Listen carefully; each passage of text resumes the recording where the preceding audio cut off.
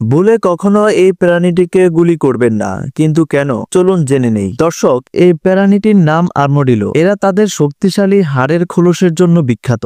এটি তাদের শত্রুদের থেকে রক্ষা করতে সাহায্য করে। এমনকি আর্মডিলোর খোলস এতটাই শক্তিশালী যে একটি বুলেটকেও ফেরত পাঠাতে পারে। আর্মডিলোদের বিশেষ বৈশিষ্ট্য হলো তাদের শরীরের উপরের অংশে বর্মের মতো শক্ত ত্বক। তবে যখন তারা জন্মায় তখন তাদের ত্বক নরম থাকে। এই ত্বক শক্ত হতে কয়েক সপ্তাহ পর্যন্ত সময় লাগে।